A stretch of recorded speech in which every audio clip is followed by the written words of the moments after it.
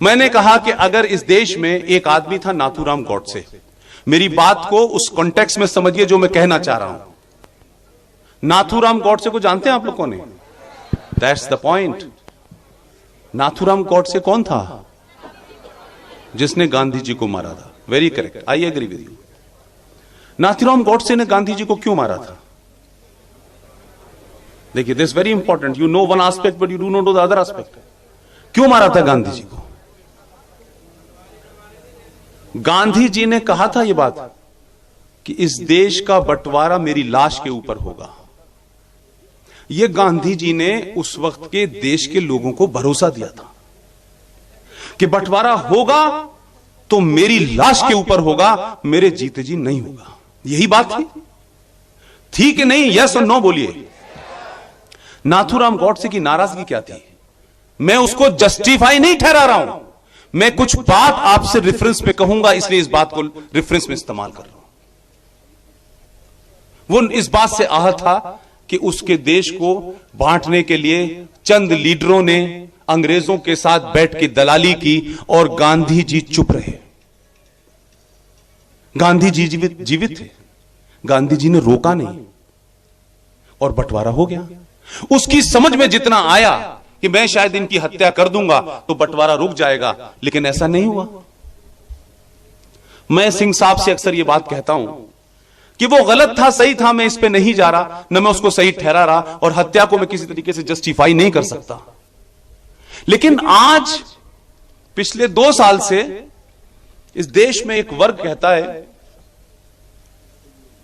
कि हम पाकिस्तान नहीं गए, क्योंकि जिन्ना ने जब पाकिस्तान बनाया तो हम नहीं गए, हम भारत में रहे और हमने बंटवारे की मुखालफत की, विरोध किया, अपोजिशन किया।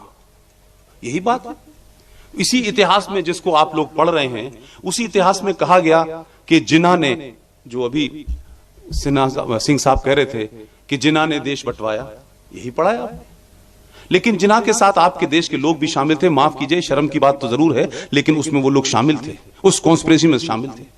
मेरा दूसरा सवाल है, जिस रेफरेंस में मैंने आपको इतनी लंबी बात कही है, क्या उस वक्त जो लोग मुसलमानों में इस बात से आहत थे कि देश बंट रहा है और ये जिन्ना, अली मोहम्मद जिन्ना जो है अपनी जिद पे अड़ा हुआ है और ये देश बांट करके दम लेगा, तो उसमें से किसी ने हथियार उठा के जिन्ना की हत्या क्यों नहीं की?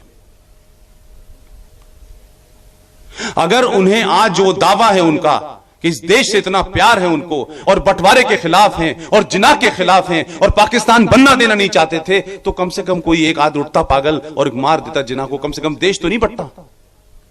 लेकिन वो सब चुप रहे और आज बड़ी जोर जोर से चिल्लाते हैं। और कौन चिल्लाता है? एक हैदराबाद में एक पागल नाम का आदमी है, उसको अपने बाप दादा के बारे में पता नहीं है। मैं बता देता हूं, उसका दादा रिजवी, जब भारत का विभाजन हुआ और यह कहा गया कि साहब जितनी रियासतें हैं उनको भारत में मिलना है, और पटेल साहब इस काम के लिए लगाए गए, तो यह पता चला कि वो कहता था नो, हैदराबाद आजाद होगा, हम पाकिस्तान में मिलेंगे। और आप सोचिए कि 1 लाख लोगों की फौज बनाई, और उस फौज के हर फौजी को रजाकार कहा जाता था उस जमाने, और भारत की सेना से वो लोग लड़े। इसका दादा,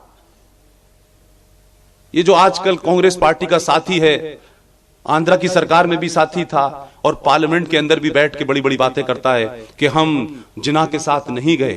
तुम जिन्ना के साथ तो जाना चाहते थे, तुमने तो फौज बना करके भारत की सेना से लड़े। वो रजाकार, वो लोग आज ये कह रहे हैं भारत के लोगों से कि अब जब हम जाएंगे तो कुतुब मीनार भी ले जाएंगे और ताजमहल भी ले जाएंगे। 47 में तो गए नहीं यार तुम, और अब तुम हमको सुना रहे हो क्या कहते कि हम भारत के बड़े, हमारी हुव्वुल वतनी है और बड़े हम देशभक्त हैं। लेकिन कोई बोलता नहीं उससे भाई कि तुम्हारा दादा तो इस देश के खिलाफ उसने रजाकारों की फौज बनाई और भारत से लड़ा और पाकिस्तान में जाना चाहता था।